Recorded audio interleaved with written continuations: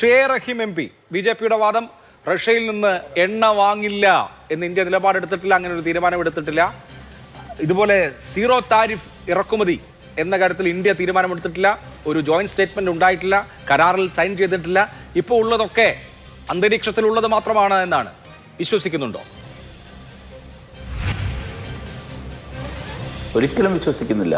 അരിയാഹാരം കഴിക്കുന്ന, ഇനി ഏതാഹാരം കഴിക്കുന്ന ആളായാലും വിശ്വസിക്കാൻ കഴിയില്ല. ഇനി അടുത്ത് മനസ്സിലാക്കേണ്ടത് നിയോ കൊളോണിയലിസത്തിൻ്റെ നവകോളനിവൽക്കരണത്തിൻ്റെ മറ്റൊരു മാതൃകയാണ്. യഥാർത്ഥത്തിൽ എന്താണ് ട്രംപ് ലോകത്തോട് പ്രഖ്യാപിച്ചിരിക്കുന്നത്? അദ്ദേഹം പ്രഖ്യാപിക്കുന്ന ഒരു ട്രേഡ് വാറാണ്. അങ്ങനെ തന്നെയാണ് അത് വിശേഷിപ്പിക്കപ്പെടുന്നത്, വ്യാപാര യുദ്ധം. നമുക്ക് സാമ്രാജ്യത്വത്തിൻ്റെ അല്ലെങ്കിൽ അധിനിവേശത്തിൻ്റെ പുതിയ വഴികളാണ്. എങ്ങനെയാണ് ബ്രിട്ടൻ ഇന്ത്യയുടെ ഭരണക്കാരായി മാറിയത്? ഇന്ത്യ എന്ന രാജ്യത്തിൽ കച്ചവടത്തിന് വന്ന് പിന്നീട് ഭരണക്കാരായി മാറിയ ബ്രിട്ടൻ്റെ അല്ലെങ്കിൽ ഈസ്റ്റ് ഇന്ത്യ കമ്പനിയിൽ നിന്ന് ബ്രിട്ടീഷ് ആധിപത്യത്തിലേക്കുള്ള ഒരു ട്രാൻസ്ഫോർമേഷനുണ്ട്. നമുക്കതറിയാവുന്നതാണ്, ഞാനതിൻ്റെ വിശദാംശങ്ങളിലേക്ക് പോകുന്നില്ല. അതിനെ ബ്രിട്ടനെ ഇന്ത്യയിൽ നിന്ന് തുരത്തിയതിന് ശേഷമാണ് 47 നമ്മൾ സ്വാതന്ത്ര്യം നേടുന്നത്. ഇപ്പോൾ സംഭവിച്ചുകൊണ്ടിരിക്കുന്നത് അമേരിക്ക ഏകപക്ഷീയമായി അവർ പ്രഖ്യാപിച്ച അവരുടെ താല്പര്യത്തിന് അമേരിക്ക ഫാസ്റ്റ് എന്ന ഒരൊറ്റ പോളിസിയിൽ അമേരിക്കയ്ക്ക് ഒന്നാമതെത്തണം, അവരുടെ താല്പര്യങ്ങളെ മാത്രം മുൻനിർത്തിയുള്ള ഒരു ട്രേഡ് വാർ, ആ വ്യാപാര യുദ്ധത്തിൽ ഇന്ത്യ എന്ന പരമാധികാര റിപ്പബ്ലിക് കീഴടം കൊടുത്തിരിക്കുകയാണ്. അതാണ് പ്രശ്നം.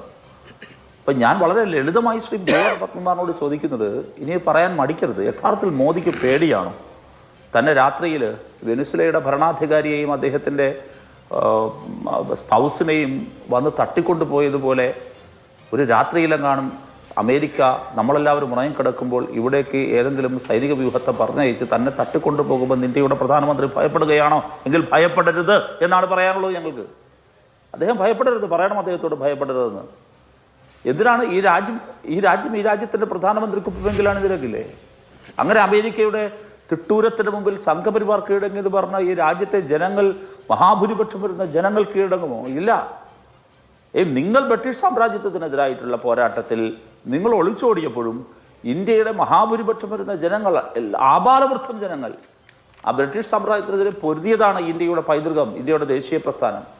അതുകൊണ്ട് അമേരിക്കയെ എന്നല്ല, ഏത് ശക്തി വന്ന് ഇന്ത്യയെ കീഴടക്കാൻ വന്നാലും ഇന്ത്യ ഒറ്റക്കെട്ടായി പൊരുതുമെന്ന ധാരണ എന്തുകൊണ്ടാണ് ഇന്ത്യയുടെ പ്രധാനമന്ത്രിക്ക് നഷ്ടപ്പെടുന്നത്? എവിടെയാണ് ഭയപ്പെടുന്നത് ഇന്ത്യയുടെ പ്രധാനമന്ത്രി? ആരെയാണ് ഭയപ്പെടുന്നത്? നിങ്ങൾ നോക്കൂ, ഇവിടെ വെനിസ്വേലയിൽ അമേരിക്ക നടത്തിയ രാഷ്ട്രീയ നീക്കം, ജനാധിപത്യ വിരുദ്ധ നീക്കം, മറ്റെല്ലാ ഭരണാധികാരികളെയും ഭയപ്പെടുത്താനുള്ള നീക്കം തന്നെയാണെന്ന് ജിയോ പൊളിറ്റിക്സിൽ അനാലിസ് ചെയ്യുന്ന എല്ലാവരും പറഞ്ഞിരുന്നു. ഇപ്പോൾ യഥാർത്ഥത്തിൽ അങ്ങനെ തന്നെ വന്നിരിക്കുകയല്ലേ? ആഗോള രാഷ്ട്രീയത്തിൽ താൻ തൻ്റേതായ ചില വരകൾ വരച്ചിടും. ആ വരയുടെ ആ വൃത്തത്തിനുള്ളിൽ, പരിമിത വൃത്തത്തിനുള്ളിൽ എല്ലാവരും നിന്നുകൊള്ളണം എന്ന് പറയുകയാണ്. എന്താ ഇവിടുത്തെ പ്രശ്നം? ഞാൻ ഈ ട്രേഡ് ഡീലിലേക്ക് തന്നെ വന്നാൽ വരാവുന്ന ഏറ്റവും വലിയ പ്രശ്നം എന്താണ്? ഒരു ചുങ്കവുമില്ലാതെ, ഒരു തീരുവയുമില്ലാതെ ഇന്ത്യൻ വിപണി ഓപ്പൺ അപ്പ് ആക്കുകയാണ്. ആർക്ക്? അമേരിക്കയിലെ അഗ്രി പ്രൊഡക്ട്സിന് വേണ്ടി വിട്ടുകൊടുക്കുകയാണ്. അമേരിക്കയിലെ അഗ്രി പ്രൊഡക്ട്സിൻ്റെ ആ ബിസിനസ് ഏരിയയുടെ പ്രത്യേകത എന്താണ്? ഏറ്റവും അധികം സബ്സിഡിയുള്ള ഒരു ഏരിയയാണ് അമേരിക്കയിലെ കാർഷിക മേഖല എന്ന് പറയുന്നത്. വലിയ തുകയാണ് അമേരിക്ക സബ്സിഡിയായി കർഷകർ കൊടുക്കുന്നത്. അതുകൊണ്ട് അവരുടെ പ്രൊഡക്ടിവിറ്റി കൂടുന്നു. മാത്രമല്ല, അവരുടെ ശാസ്ത്ര സാങ്കേതിക രംഗത്തെ അവരുടെ അഡ്വാൻറ്റേജ്, സബ്സിഡി, ഇതെല്ലാം കാരണം അവരുടെ ഉൽപ്പാദനക്ഷമത വളരെ വലുതാണ്. ചെറിയ വിലയ്ക്ക് അവർക്ക് ലോകത്തെവിടേക്കും അവരുടെ ഉൽപ്പന്നങ്ങൾ കയറ്റുമതി ചെയ്യാൻ കഴിയും.